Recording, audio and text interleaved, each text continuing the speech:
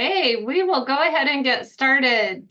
So welcome to our Time to Act Mental Health Echo for our February session. As you just saw, we are recording today's session. We use those for quality improvement, as well as store them on our Canvas page and YouTube channel. So you are able to go back and review those or share those out with colleagues, or if you're like me, I need to digest that information multiple times. And so going back and gaining that new information.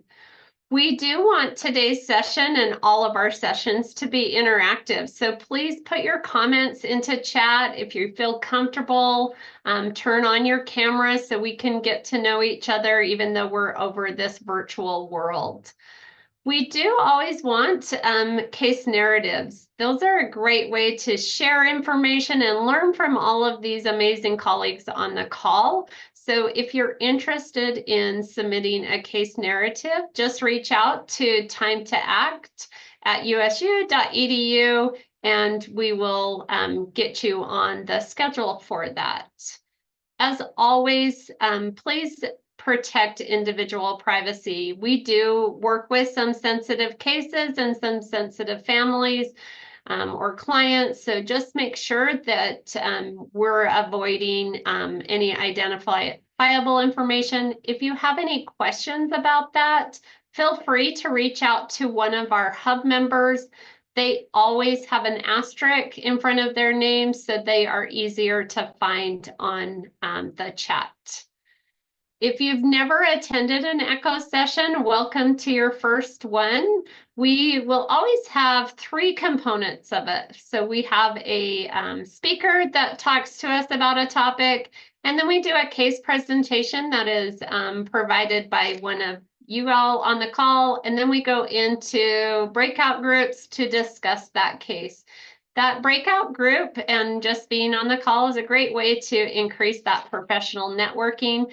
So for instance, when Stephanie Anderson shares some great resources in the breakout room, I know that I can reach out to her at Help Me Grow, a United Way, and know that I can do some follow-up on that. We've been on Zoom for a while, so if you don't know how to rename your profile, here's some easy steps. Again, that just helps us be interactive as we're over this virtual world. Raising your hand, again, just putting your, you can raise your hand or put your comments into chat. Kurt Phillips is who helps us monitor that chat, so he'll make sure that your questions get answered. In order to get a credit for attendance, we do ask that you fill out the survey. Shayna will be dropping the survey link into today's session, and then we send those out once a month. Canvas is where we store all of our information. If you would like access to our Canvas page, you can just email timetoact@aggies.usu, and we will get that set up for you. Again, just another plug for case studies. That's a great way to do that. I know sometimes it's nerve-wracking sharing a case on your own. So if you would like us to present that, you could just submit your case and we will present it for you. It is just a great way to get information on your case. We do also have a new Facebook group that we're hoping to continue some discussions after the sessions and just keep those conversations going. So we do ask that you join that and have those conversations. And then we have other Facebook pages and social media. I'm going to stop sharing and turn the time over to our amazing speaker today, Dr. Sean Weeks. And he is going to be talking to us about anxiety. Thanks so much, Janelle. It's a pleasure to be here with you all today and to be invited to come and speak by former colleagues of mine who taught me a lot. I got my PhD in school psychology at USU, and as one of the components of my training, I was a practicum student at Up to 3 and worked with Janelle very closely and with Kurt too during that time. And so when I heard from Janelle, I was more than excited to come back and one, catch up with her, but also to talk with all of you and talk a little bit about where I've gone since up to three and what I've learned since then and what I'm doing now and how it relates to the topic today. Um, you all may need to turn your volumes up. Just full disclosure, as I was talking to Janelle, I am just on the other side of the flu. And so I'm getting my voice back. And as I was saying, I've got my electrolytes here. I've got my tissues right next to me, and I think I can get through this, but I may need to pause or stop, or I may lose my voice for a second, or need to go on mute to cough. But at least we're virtual, so I don't have to worry about getting any of you sick.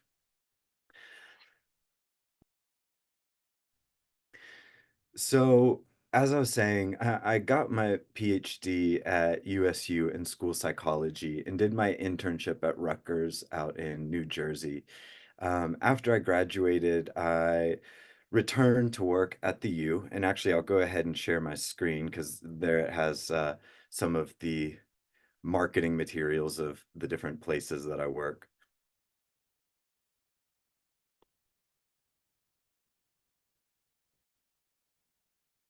All right. Um, Janelle, do you mind confirming just with a thumbs up it looks good? I'm on the right page. Fantastic. Uh, so I hold a few different roles at the university, all of which are very exciting because it makes my week pretty dynamic. But primarily, my role is with the Utah School Mental Health Collaborative. And in this role, I help districts across the state create sustainable mental health systems in their schools, starting at tier one with mental health screening up to tier two groups, tier three individual services, and consultation with psychiatry. Um, as part of this, I work with the UTech lab in the Department of Educational Psychology at the university, where I supervise graduate students across fields, whether it's social work or CMHCs or psychology PhD students. But then I am still involved in the direct service piece. So I'm a staff psychologist at the West High School Clinic, which, if people aren't familiar with this, it's the first one in the state of Utah where the University of Utah Hospital Systems has placed a health center in what was formerly a locker room of a high school. And so students have access to primary care, psychology, psychiatry, addiction specialists, dentistry, and soon dermatology, all in what was formerly a locker room. And so this is going to tie into some of the stuff that I talk about in terms of wraparound services when we think about the best treatment for teens or kids who are suffering from anxiety or all kinds of things, to be honest. But today specifically, I want to talk about anxiety in teens. I know that this is a broad group, and so I hope that I touch on stuff that is basic enough for everybody, but not too basic that it's boring for some. So feel free to raise your hand at any time, interrupt me, drop questions in uh, the chat, and I can spend a little bit more time on specific things if you have interest in it, or define or describe certain things if it's not clear.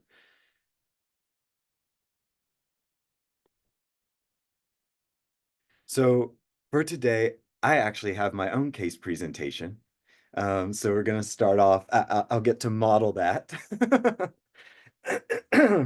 And then we'll talk a little bit about what anxiety is. I know that a lot of people here work in mental health, and so this isn't going to really be textbook DSM criteria for anxiety, but more about what anxiety is in adolescence and how it might look different compared to adults. And then talk about some common treatments and then some takeaways. Again, throughout this, I want to highlight or try to highlight really the unique aspects of anxiety in adolescence and how we might identify it differently, but then also some of the benefits of working with teens, because unlike adults, we we have a full team beyond just the provider and the adolescent. At this age, we still have the family, we still have the school, and having those components that can bring in the skills that we're talking about in a therapeutic setting means that there are people holding these kids accountable or supporting in therapeutic ways at home and at school. And if we can harness that, then we can really kind of hopefully make the improvements that we'd like to see while these kids' brains are still malleable before they kind of cement into their ways in their mid 20s.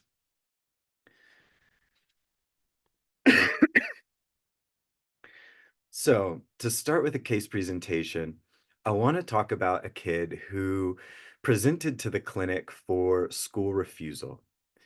This was a 14-year-old girl. She's an American Indian. And when she showed up with mom. She did not want to be there. As a reminder, the clinic is in the school, the same school she had been refusing to go to. So getting her there was difficult. And at the intake, the exact question is always a little bit confusing because the way that we receive referrals at the clinic is typically through primary care, and sometimes we get a sentence of why we're meeting with this kid. And so, in going into this, walking through the intake, we're starting to get some clarification from mom, less so from daughter, who's the actual client, simply because anytime questions were addressed to her, the response was often, I don't know. Clearly upset to be there, but also you could see physically that she was anxious. She was pulled in, slouched. She was shaking or fidgety. She was quiet. But in talking through mom, we found out that one, there was a family history of anxiety and depression, a pretty strong one. We also got some clarity as to the early development, the social development of this girl. So, mom mentioned that her first pregnancy was complicated and she ended up losing her first child. When she found out that she was pregnant with our current client, she was scared to death, took every precaution to keep this girl safe, including after she had a healthy daughter. So when she was describing the first 4 years of this girl's life, she was saying, I didn't take her anywhere. I wanted to protect her. Even grocery shopping, she wouldn't come with me. She stayed home. I wanted to make sure that she was safe. Mom was trying to do the best that she could. And at that moment, didn't really understand how this was going to affect the development of her daughter, especially thinking about maybe some of the genetic components that had been passed down.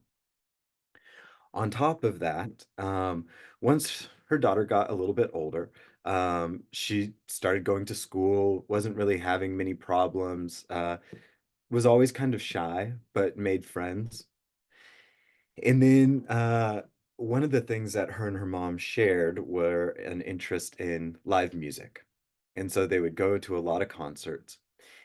And when she was in middle school, they experienced together actually a pretty traumatic experience where a car accident happened right outside of a concert venue that they were at. And both of them saw a person get decapitated. Um, so all of this we're capturing in this girl's history. And when we're starting to get a picture of now, of why she's not attending, she's always feeling sick. She's always having stomach aches. She's always having headaches. She can't make it to school. And mom's okay with that. So missing a couple days turns into missing a couple weeks, turns into the school contacting them saying, if your daughter doesn't show up, then she's not going to be enrolled in this school anymore. And so that's how they ended up in our clinic. At this point, the fear of coming back to school has become so intense that our client is engaging in self-harm. It at the moment was not suicidal. She didn't have an intent to die, but was actively cutting. And while all of this looking back to childhood was pretty alarming, this girl also had a lot of protective factors.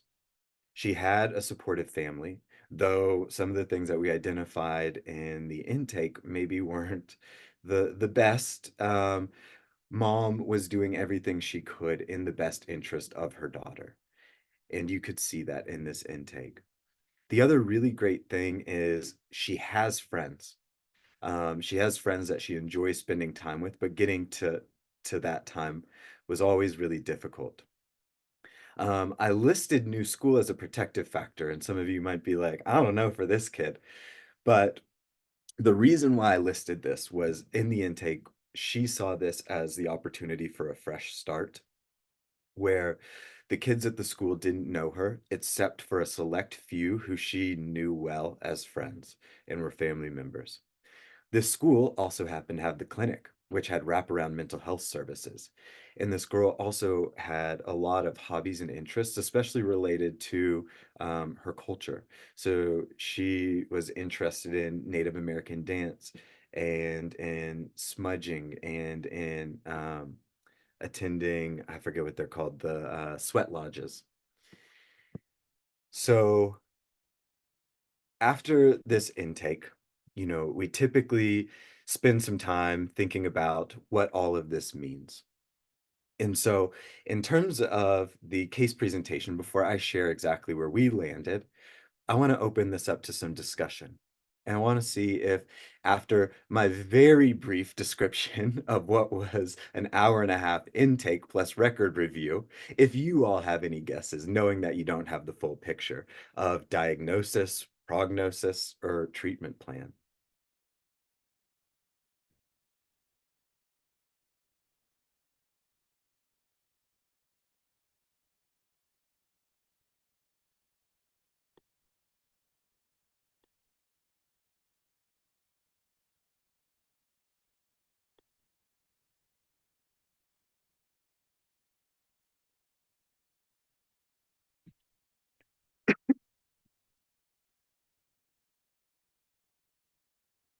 We have anxiety, depression, PTSD dropped in the chat.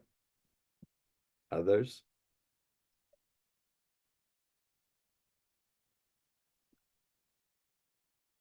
PTSD, generalized anxiety disorder. Another one, PTSD and GAD.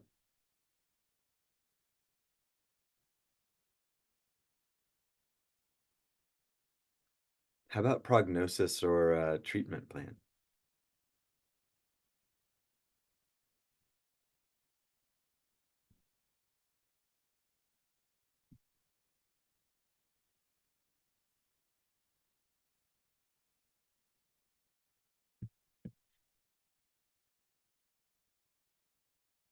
Oh, somebody wrote EMDR treatment plan. That's, we'll talk about that in just a second.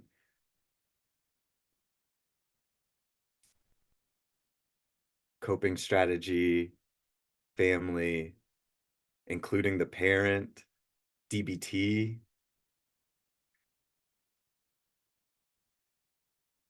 All awesome suggestions. All right, I'm gonna move on with where we landed. So for the diagnosis, what we ended up landing on was social anxiety. Um, one of the number one reasons why this girl wasn't attending was the fear of embarrassing herself in front of the people at school, that she was going to show her anxiety or her panic in front of other people. Now, you all are absolutely right that there are probably components of PTSD. There may be generalized anxiety. In terms of the comorbid diagnoses that we included, the only other one that we had was a history of separation anxiety. At this point, we didn't add others. And especially thinking about some of the treatment plans that people dropped in there, like EMDR or uh, DBT. In the clinic that I work in, the um, the cases that we take are brief. So because it's providing services within a school, we have 6 to 8 sessions with a kid. And in that time, we have case management trying to connect them with more ongoing services outside. And so we didn't land on something like EMDR or DBT because of the limited time that we had and the fact that these sessions happen in a school day. Uh, Typically, support for trauma is something that can be really complicated and delicate, as many of you know. And so doing that in the context of a school day where you're sending the kid back to class right after can be difficult. So, and I'm going to just be an acronym queen here for a minute. So can you explain EMDR and DBT? Yes, absolutely. EMDR is uh, rapid. If someone wants to drop it in there, I get stuck in acronyms sometimes, but it's rapid eye movement. And somebody else might be able to explain this better than me because I don't practice EMDR, but it's a treatment for trauma where you're connecting different parts of the brain as you expose people to the triggering events. And DBT is dialectical behavior therapy. And what this is focuses on specific things like distress tolerance, mindfulness, and is a more intense uh, therapeutic treatment. It was created for people with borderline personality disorder and people who were acutely suicidal. It's now used for a lot of things because it's kind of considered the kitchen sink of treatments where we throw everything we've got at these people because a lot of times they don't respond well to other treatment modalities.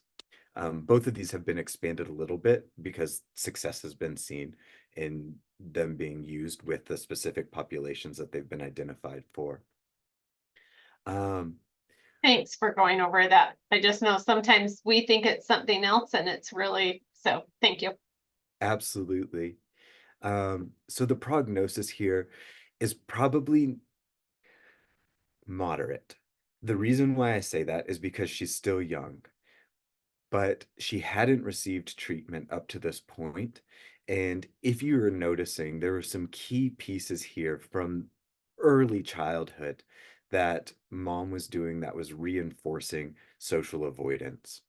Um, and so, right from the get-go, we wanted to get started with connecting this student with outside resources, something that could be more permanent while we work on developing some of the more practical skills that she's going to need no matter what the follow-up treatment is, whether that's EMDR or DBT.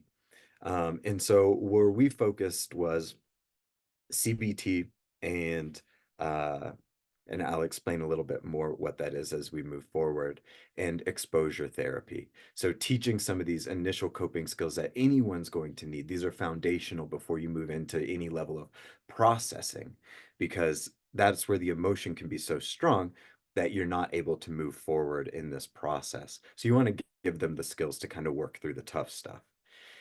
Hey, Sean, there was a Sure. question in the chat, just ask if ART is used at the school. ART. I'm not familiar with ART.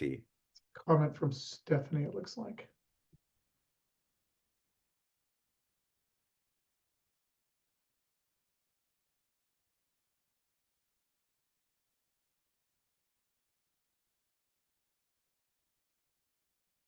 So she's Um, similar to EMDR, but focused on emotions. no, not that I'm aware. I haven't seen it done really anywhere, to be honest, not in schools. Um, for this kid, what we focused on at the same time as we were working to connect her with a more permanent community resource, there were a few aspects happening here. Mom was super receptive to feedback, especially some of the feedback that was difficult to hear, in thinking about how some of these feelings that her daughter was experiencing got to be so intense. which included reinforcing the avoidance, allowing her to miss school. And knowing that for mom, who wanted to protect this girl, allowing her to escape some of these difficult emotions was actually making things worse over time. And so we worked with mom separately to talk about how she can change what she's reinforcing while also playing the bad guy sometimes and requiring her daughter to try things that pushed her out of her comfort zone. We also were able to immediately get her into a psychiatric consultation where she was prescribed a low dose of Lexapro, which is a SSRI, which helps with anxiety. And then, as I mentioned, we started CBT and exposure therapy, and I'll explain these a little bit more, um, as well as starting school collaboration, just immediately knowing that she's not able to attend and the school was on the verge of unenrolling her. And so working in the school, it's a really awesome thing to be able to work directly with the school psychologists and school counselors and teachers to develop plans so that they're aware of what's going on, and you can kind of pause some of the fear of what's going to happen academically just while we're trying to figure out the crisis piece so that they can get back to school. Now, as I mentioned, prognosis from the get-go we are seeing as moderate. And this is not a perfect picture, but mostly what I want to highlight is the importance at this age of collaboration, because unlike in adults, you don't just have the person in front of you to work with. You have a full team at your disposal. You have so many people to work with at this age because they're still a minor. And so this is what happened and what is still happening. In October is when we first met with this kid. We created the treatment plan that I just talked about. Through November and December, she was making progress. She was re-engaging in activities and was coming back to school. There were frequent check-ins with mom, with the psychiatrist, with psychology, with the school counselor, with teachers, and self-harm had stopped. It was really great too because she was starting to see some self-reinforcement. She was finding some fun things because her friends were at school. Um, but then over winter break, during the break, on a visit to family, there was some family drama, as well as they ended up getting snowed in a rural part of this country and ended up missing 2 weeks of school. And after that, we relapsed. So when she came back, refusal, but much more intense, almost kind of like an extinction burst, where not only did she refuse to return to school, she stopped eating, she stopped taking her medication, started self-harming again. And so at this point, we needed to pull in community providers. SMR is the Stabilization Mobile Response Team. I think up in Logan, MCOT would be that version, but basically 988 for those who aren't familiar. They come out to the home and are able to provide in-home supports, which ended up turning into a hospitalization for stabilization and safety planning, which is where we're at right now. And a lot of times it can be disheartening. It can feel like we're going back to the beginning, but I don't think we are, because at this point, there are so many things that we know, and there are so many people involved in this child's care. And especially, probably more than anything, we have the buy-in and input from mom, and she is involved at a different level and has a different level of understanding. So I see, oh, thank you so much for dropping these resources into the chat. I want to pause here because this is the end of my case presentation to see if people have any questions or suggestions. But as we move into the next piece, I want to highlight some of the specific things that I talked about here that are going to be unique to dealing with anxiety in teens.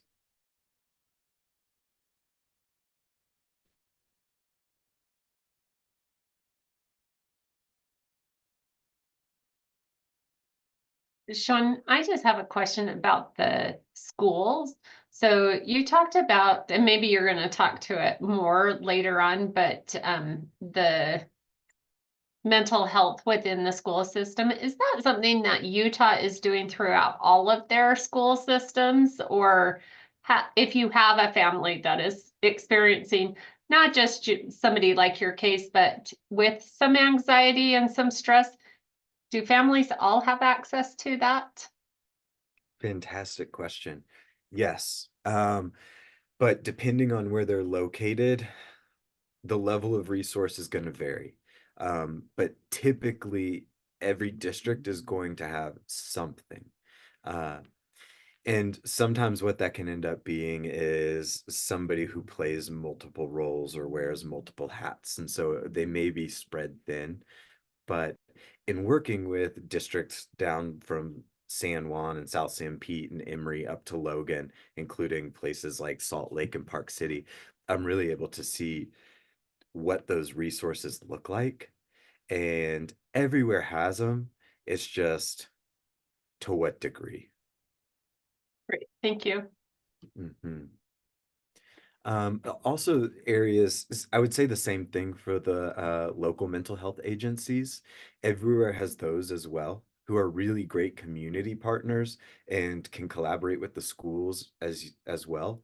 Um, but it again kind of comes down to what level of resource do they have.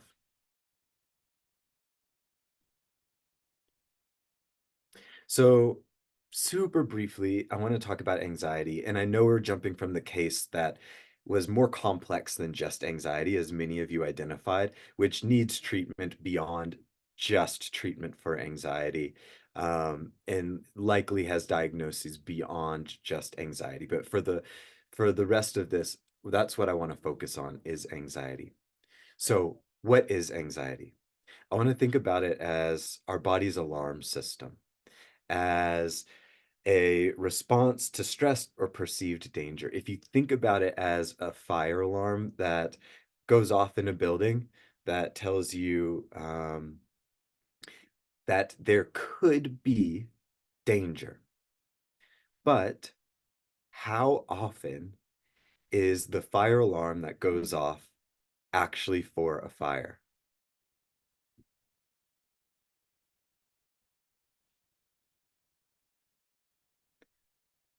Not often.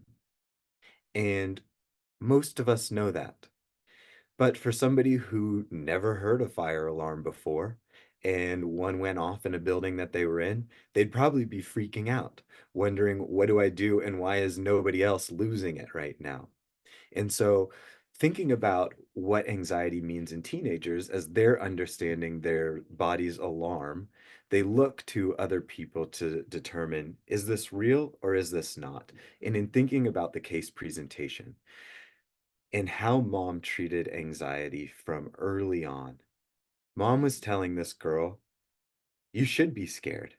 We are going to avoid these things. And not to mention that there was a genetic piece that was passed down, which we'll talk about on a slide coming up. But when all of these things kind of come together, you begin to set a kid up for the opportunity to develop something like anxiety in a more clinical form. And so I want to think about anxiety as a response to stress or to danger and how it might actually be helpful in some situations. Can people think of examples of when that might be?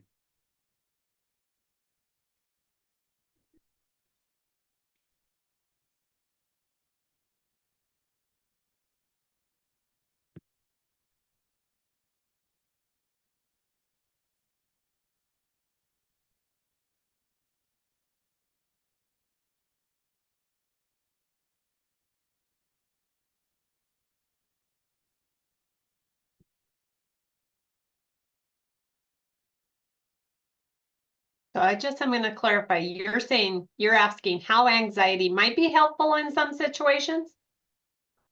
Yes. Mm-hmm. Well, so I would say that it might be helpful if you were a female walking or a male walking down the street and you see somebody scary. Exactly. I think anxiety can be helpful for alerting us when we are actually in danger, um, which doesn't happen that much anymore, honestly, from day to day. But anxiety and a lot of our emotions live in our old brain, our prehistoric caveman brain that didn't evolve quite as quick as society did. When day to day, we were actually in danger. Our life was threatened with other tribes or bears or lions or whatever we might have been encountering. And that doesn't happen so much anymore. And so now when this alarm goes off, if you think about it as a fire alarm, most of us realize, oh, wait, given the context of everything, this is a false alarm and I don't need to freak out. And when we do that, we train our brain not to freak out. However, if we don't know that and we respond incorrectly, then we're training our brain to think that these things that are actually false alarms are real alarms. And so now every single time the fire alarm goes off, we're running out of the building screaming, whether it's an actual fire or not.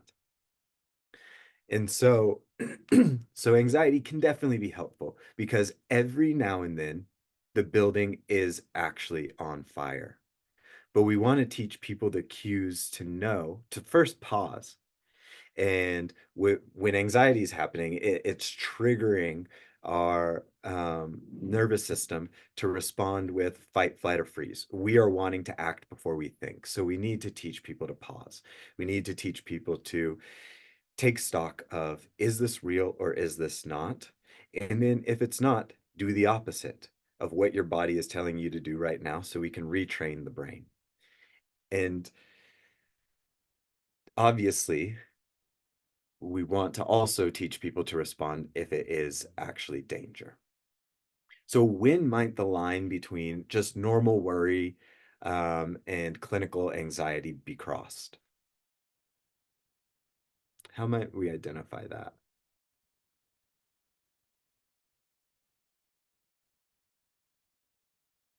So Sean, I don't know if you're seeing the chat. It's so affecting daily life, impairing, interfering with school or work, paralyzing, avoiding key tasks. Absolutely. Yep. Everybody hit the nail right on the head. If it's persistent, if it's excessive, if it's causing personal distress, and if it's impairing. And a lot of this, I mean, these are the criteria for many of the disorders that are identified in the DSM. We go through all of these different things that we've talked about in terms of what anxiety is. Same's true with OCD or depression. We talk about a lot of symptoms that, people feel day to day because we all experience emotion. But what is included at the very end of most disorders in the DSM is that it needs to cause significant distress and it needs to be impairing some part of our life and functioning. Otherwise, you're experiencing emotions, even though they might be uncomfortable. We all experience them and they serve a purpose, as we just talked about. And so some types of anxiety, we have generalized anxiety disorder, which is excessive worry about multiple aspects of life. This one typically develops a little bit later in life, towards late adolescence and early adulthood. We have separation anxiety, which is more common in younger kids, but can exist up into adulthood and include separation from partners or loved ones. We have social anxiety, which is going to be fear of social situations or judgment, and can actually include performance anxiety, and is sometimes considered a phobia, but specific phobias are going to be extreme fear of specific objects or situations. A lot of people know of the ones of like fear of snakes or spiders, but the most common one is public speaking. Um, and then the last one is panic disorder, which is going to be intense, sudden fear. These are the ones where people feel like they're having a heart attack or on the verge of dying. But what about anxiety specifically in adolescents? What is unique about that? So at this age, teens are beginning to develop their own identities. They are developing some self-consciousness as well because the key players in their life turn from family members who are their biggest cheerleaders to friends who have all kinds of ideas and thoughts and their own insecurities. And a lot of times those insecurities are turned into criticisms. And so in adolescence, we see peer relationships begin to play a central role. Social anxiety is going to be one of the most pronounced anxieties that present at this time because teens are going to be very sensitive to peer evaluation. They're figuring out who they are and trying on a lot of different hats, but they're also very susceptible to what people think of those hats that they're trying on. Um, there's also higher chances for school-specific anxiety because at this age, they're starting to gain more responsibility. Earlier on, there was a lot of hand holding, and the stakes were a lot lower. You know, whether the marks that you got in elementary school had to do with a lot of fun activities. But now kids are meant to keep track of their schedules moving from class to class to class, homeworks that they're taking home. A lot of times kids will start taking on jobs. So the burden and responsibilities that are falling on teens at this age really is increasing, as well as just their level of brain development. At this age, they are not as great as the rest of us, or, we hope, as recognizing or expressing their emotions. And so a lot of times, what would be considered internalizing problems like loneliness or anxiety or depression actually gets turned outward because that's the best way that kids know how to express these sort of things, which can look like disruption or acting out or um, risky behaviors like drinking or self-harm. The other thing is at this age, the amygdala, which is that old part of the brain that I was talking about, is super active.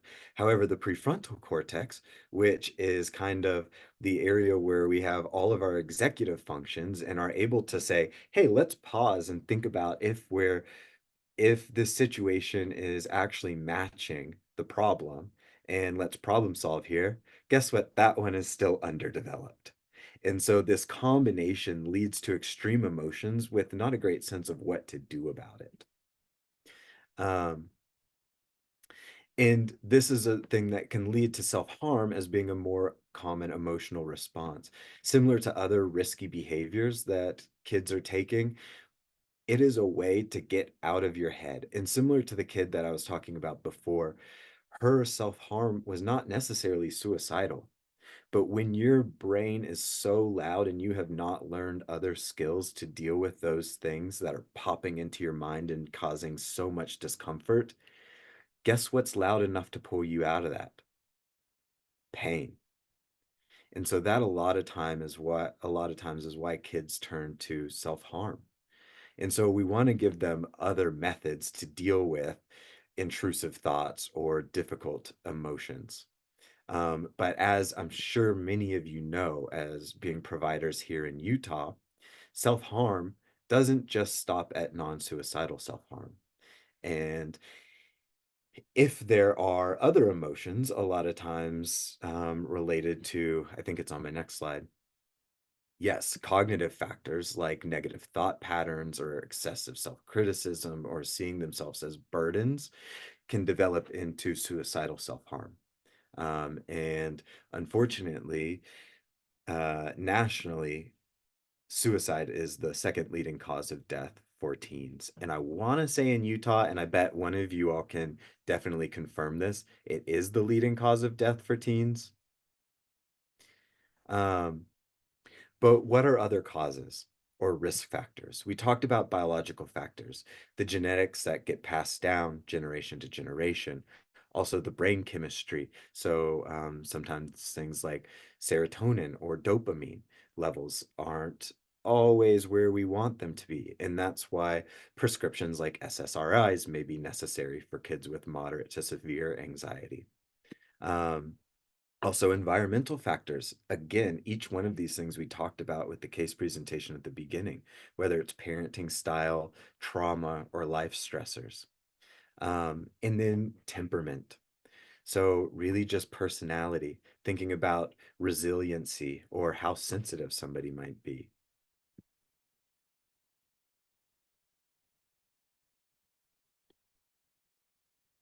And so, what do we do about this? And I want to pause for a second, see if we have anything that's been dropped in the chat. For some reason, I'm having trouble pulling it up. There's nothing new in the chat, Sean. Okay, awesome. But you were correct that suicide is the leading cause of death for teens in the state of Utah. Yeah, it's it, it's a difficult thing here, and luckily it feels like one that everybody is taking seriously. I know that there's a task force right now whose job is to try to get to the bottom of what's been going on. At least within the past couple of years, I don't have the most current data in front of me, but Utah's been in the top 10 for states in terms of adolescent suicide, and I think is one of the top 5 for suicidal ideation. Interestingly enough, the majority of the other top 10 states are also Mountain West states. And so there are a lot of theories as to what's going on, but we don't really know at this moment. So I want to talk now about what can we do? Um, Again, thinking about the age that we have as our target, where we're talking about today, we still have a lot of eyes on these kids. And so, screening, early identification, I know a lot of you all work with young kids. That is the best time to find them and to intervene. If we think about my kid that showed up at the clinic, if we'd had somebody working with that mom who had the best intentions, she thought she was doing what was best for her daughter when she was young. And if we had somebody working with her when her daughter was 2, 3, 4, who could just kind of tweak the behaviors to help her realize, wait a minute, here's another way that I can support my daughter. We may not be in the same situation that we are right now. And I don't want to blame the mom fully, but I just want to highlight the importance of early intervention. But how do we do that? I know a lot of you all have probably been seeing screeners showing up in schools and in doctors' offices. These are not just for kids, they're for us too. When I show up for my doctor's appointment, I have to answer those 6 questions about if I'm depressed or if I'm anxious. And for good reason. It's because a lot of times, especially things like anxiety and depression, these are the things that we hold inside and we don't show to other people. And people don't always know how much we're struggling. But because kids are attending doctor's visits and going to school, we have ways to capture this. In schools, and this is something that I work a lot with schools throughout the state on, are beginning to implement screening for kids school-wide. And the state's taking it seriously, luckily, too, and are putting funding out there for schools and grant money for schools who are wanting to do this, identify kids and provide parents with resources as early as possible. Here's some examples of screeners some of you all may be familiar with. The GAD looks at anxiety, the PHQ looks at depression. The ASK is a newer and popular one that's been coming on that looks at thoughts of suicide. Um, I'll leave it for a second if people want to take a closer look. You can see they're really short. Which is nice. And for teenagers, they can complete these on their own. For young kids, there are also ones that exist, typically that are completed by parents or by teachers.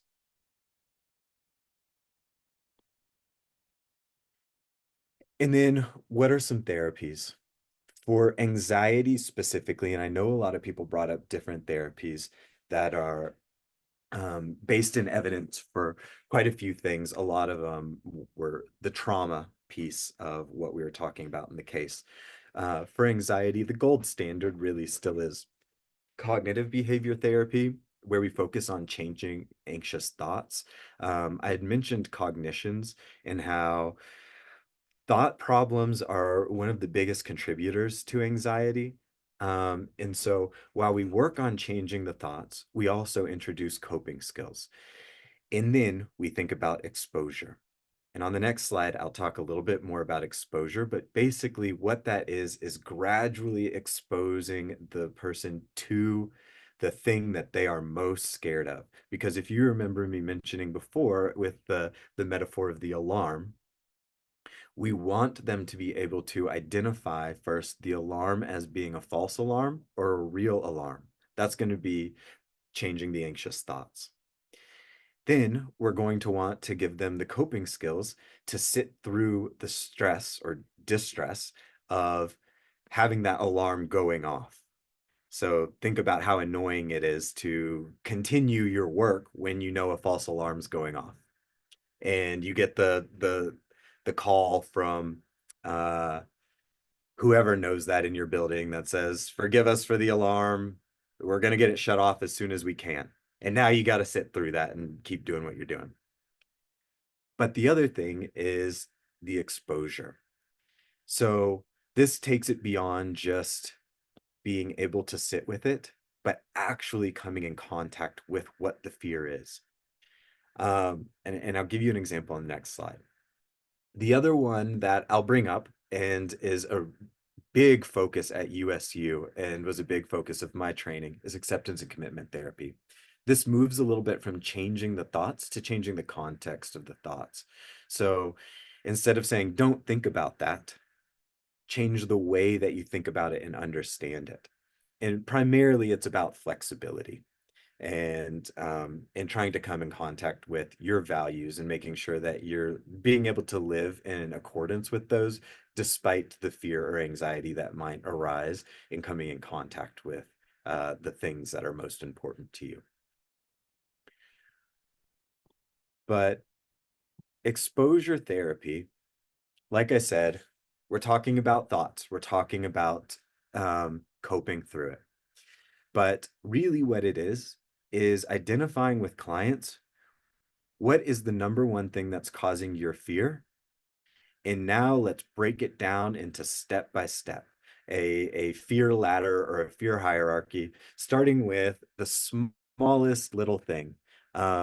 So if the fear is a phobia of snakes, starting with just thinking about a snake. And then they use their coping skills to work through it until thinking about a snake no longer causes distress. Once you've gotten that down to a 5 or a 0 or something like that, you move on to the next one, seeing a picture of a snake. And you continue to expose them to this as they practice the skills they have to work through it until that's not scary anymore. Then you move on to a movie about snakes, yada, yada, yada, same thing, same thing, same thing, all the way up to handling a snake. And there are different versions of exposure. This is the most common one that we'll do, which is gradual exposure. There's also ones that are flooding, where basically you would put somebody in a room filled with snakes and you lock the door until they're okay. We don't do that one so much, but it works. Okay, well, I just got the heebie-jeebies on being in a room full of snakes. um And I'm definitely keeping my eye on the time, and I promise that I'm close to wrapping up. But I want to talk specifically about okay, how do we incorporate the team? Hey, Sean, real quick Yes. before you jump into this section, there was a question. What is thought diffusion? Thank you for asking. That's one that actually comes from acceptance and commitment therapy, but is showing up in a lot of cognitive behavioral therapy, I've noticed. But that one is the one about changing the context of the thought. So, if you have a thought like, I'm not good enough, and I ask you to sit with it and identify how that shows up in your body. Maybe you say, it makes my heart start to race, or it makes me want to cry, or it makes me clench my fists. Okay, great. And what's that look like in your mind? Maybe it's a dark cloud or some person from my past who was always telling me these things. Okay, great. Now I want you to sit with that thought. I want you to get real close and personal with it. It's a person. Who is that person? Now I want you to give them a purple birthday hat. And I want you to put them in a pink tutu. And I want you to deflate them like a balloon and watch them fly around the room. The idea is that you cannot change the thought that shows up. Our brain is a thought machine. It creates thoughts. That's its job. But once the thought arrives, it's yours. And the problem is we are so often uncomfortable by the thoughts that arrive, we run from them, we avoid them. And so in thought diffusion, we are asking you to not do that, but change your association with these thoughts. You can make them funny and less scary by the one that I just explained. Or, for example, if it's you're not good enough, say it in a silly accent. Go sing it to yourself in front of the mirror. Make it something that's not as serious. If or take it out in anger. Put it on a baseball and have it flying towards you and smash it away with a baseball bat. Um, so it's a way to change the feeling that is associated with the thought without running from the thought. It's kind of taking power back. And there's a lot of different ways to do this. Some of you may know the ones of you take the thought and you put it on a cloud and you watch it float away. And then if the cloud shows up again, you put it, or if the thought shows up again, put it on the cloud, watch it float away. That would be a nice, calming, peaceful one. But there's many ways to do that. It's one of my favorites to do with clients. I think also really empathizing with kids at this stage too, in what they're dealing with, and realizing that they are getting a lot of new responsibilities. Something that seems to resonate a lot with my kids is the fact that they feel trapped. They are being asked to act like an adult, but they are not being treated like an adult. And if you ask any teenager if they feel that way, almost every single one is going to say, yes, I'm being given all these responsibilities, told to hold a job and get all this work done and manage my schedules. And I get in trouble if I don't. But I have to be home by 8 p.m. and my phone gets shut off at this time and I need to be in bed by this time. And that creates a lot of internal frustration for kids. And so I think just kind of acknowledging too where kids are at can offer them a lot of stress relief, maybe helping them feel seen. Um, but also a reminder that at this age, you are in a unique position where you are not just working with the individual. The things I just discussed are things you can do with the individual, but bring the parent in, share what you're doing, tell them how they can support at home, or even go beyond and teach them new skills of what they can do. Um, Also thinking about partnering with the schools, like you mentioned, Janelle, or had asked about, most schools have somebody who is providing mental health support. And even if not, the school counselors or school psychologists, which every district will have, can work with you and with the teachers to create a game plan if you need to put academic requirements on the back burner for a little bit while you really focus on mental health. And there are typically really great people in schools who understand this. Medications if necessary. Thinking about SSRIs like Lexapro or Prozac. Lexapro is a pretty popular one with kids because the side effects aren't so intense, but it does have the black box warning about suicidality, where in a few kids it could increase that. So you definitely want to have supervision there. And things like hydroxyzine, which can be in the moment to help relieve anxiety. And then thinking about the community supports that you have. Again, really awesome opportunities here because you have the parent who can access these resources when the kid is not in a place to do that. Thinking about warm lines and crisis supports with some of the examples I've dropped in here. Culturally appropriate resources. I had mentioned my kid earlier who's American Indian. She was also connected with a center that I won't say specifically, who has mental health supports and not just that, but other resources for Native Americans here in Utah. And then just basic needs. A lot of times it's difficult to, if people are familiar with Maslow's hierarchy of needs, to focus on your own well-being if there's not enough food on the table, or if you don't feel safe, or if you're not getting adequate sleep or things like that. So, what are my key takeaways? I talked a lot about anxiety and I talked a lot about teenagers. And I hope the main things to take away from this are the unique aspects of anxiety in teenagers to be aware of, that they may express anxiety differently than adults.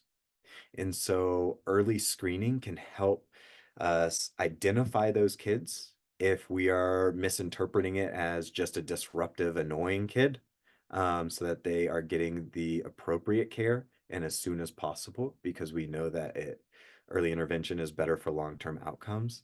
And then including as many supports as you can and creating a team to help, because we have a unique opportunity. I had mentioned this at the very beginning. Unlike working with an adult, and this is one of the main reasons I like working with adolescents and kids in general, is you can see significant change when you have a team working to address these problems. Unlike the rest of us, as unfortunate as this is, not that change is impossible, but our brains are concrete. They are settled into their ways, and we have our automated ruts that respond to certain things, and it exists for a reason. And that's great as long as we had an adaptive, healthy childhood where we were taught the right ways to respond. If we didn't, changing that at our ages is a lot more difficult. But if we can capture them young and include the team while their brains are still plastic and malleable, we can form adaptive ruts so that when their brains at 25, 26 develop into concrete molds, their automatic responses are adaptive and pro-social. So I'd say those are my main takeaways. All right. I know I am 2 minutes over of, I guess, the time I'd set for myself, and that there are other things to do today. But if it's okay, I'll leave a couple of minutes for questions.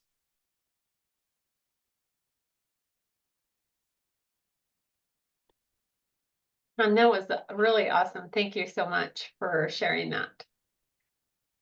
And I don't know if there are any questions or if people have any and they just want to raise their hand or put them in chat.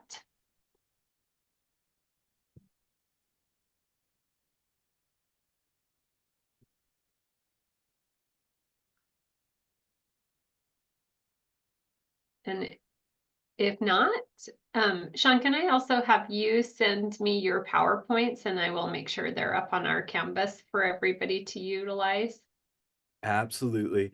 And if anybody has follow-up questions after this, once you've had some time to sit with it, which I know you all will spend the rest of your day thinking about all of this stuff, um, feel free to reach out. Here's my contact information. And then if you're curious about any of the stuff that I'm doing or the work that we're doing, here's more information on social media and QR codes to see what we're doing. Feel free to reach out too if you're ever interested in work like that, because we are up in Logan, we are down south, we're in central Utah, we're all over. Great. Thank All you. right. And Thank then you all so much. Stephanie, I'm gonna ask you to share the case with us. Okay. So this was written by one of my coworkers who's over the Everyday Strong initiative at United Way of Utah County. And this is what she sent to me. Julia is a 17-year-old whose behavior has become increasingly challenging for her parents to manage. She frequently refuses to follow household rules, leaving her parents feeling powerless and frustrated. Her grades have been steadily declining as she falls behind in classes, and her teachers have expressed concerns about her lack of engagement and missing assignments. Julia spends excessive time on her cell phone, often late at night, which of course affects her sleep and contributes to her struggles at school. She no longer participates in family activities, including church, which has been previously a central part of her family's routine and values. Her parents feel this is causing a disconnect between her and the rest of the family, and that's making it harder to maintain open communication. Additionally, Julia's choice of clothing has been a point of contention. Her parents view her outfits as increasingly inappropriate, which has led to frequent arguments and further strained relationships with the household. This worry that this change in her appearance might be a reflection of an underlying issue or peer influence. The tension in the home is palpable. Conversations often escalate into conflicts, leaving everyone feeling hurt and misunderstood. Julia's parents are at a loss for how to set boundaries that she will respect while also preserving their relationship with her. They feel overwhelmed and unsure of how to support her during this critical time in her life.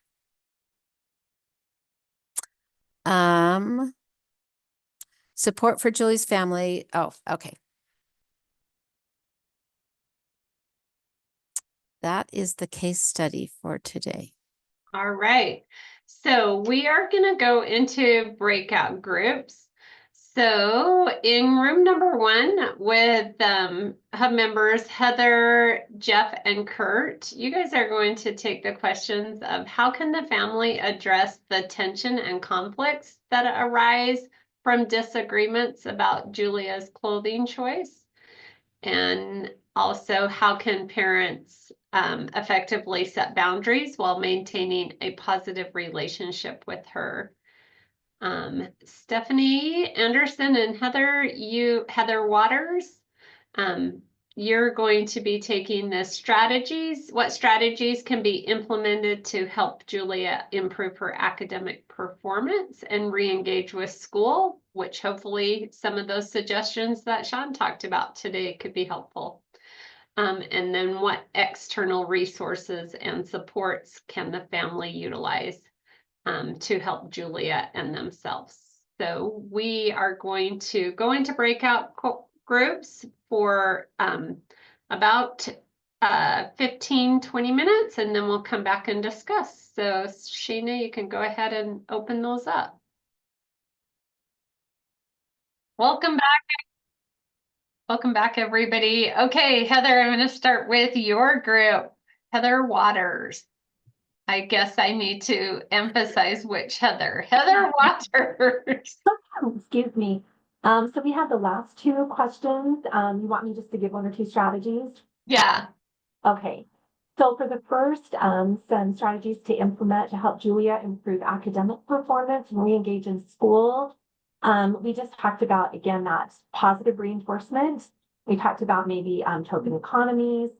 And again, shifting the responsibility so that the parent isn't the one that's doing the monitoring, shifting it to an outside source. So someone who's helping with the homework, maybe a counselor, someone other than the parents that's doing that monitoring. And then external resources or support systems that the family can utilize. We talked about tapping into the village for support, extended family, neighbors, friends, that type of thing. And then we also talked about helping the parents understand typical adolescent development, because some of her behavior, the rebellion, that's pretty typical, right? And that might alleviate some of their anxiety.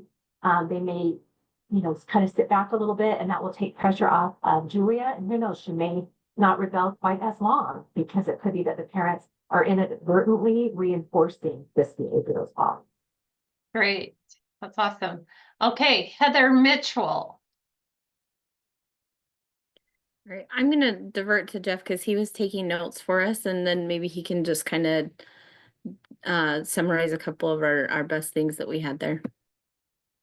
Yeah, we excuse me, we just talked about the shifts in rules and boundaries that happen as a natural part of the developmental process for adolescents, and some conversations there. Shirley was talking a lot about spending time really seeking to better understand and listen to the adolescent about what they were going through and what things, versus trying to get into a power struggle of who's right, who's wrong, and focusing on the agreed outcome that people want to have a positive relationship. That's a strength, right? That's the goal.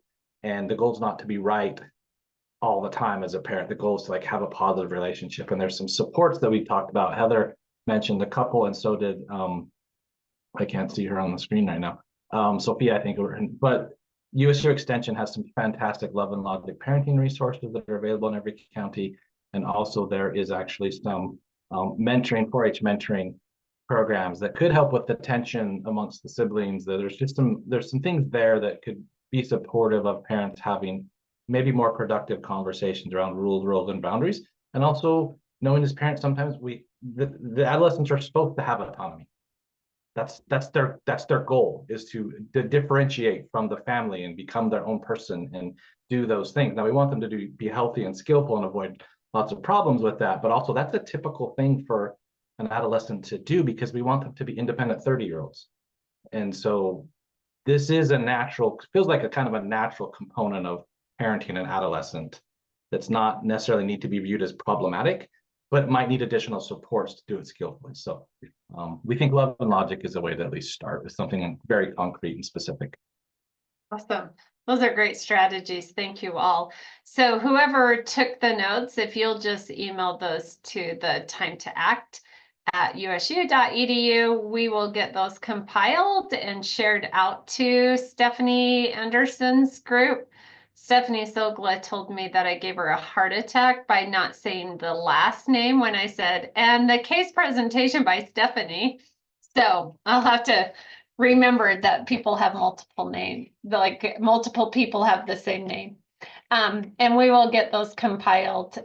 Hopefully you all will be joining us next month, where we will hear from Safe Utah around their supports. So thank you all. Have a great rest of your day.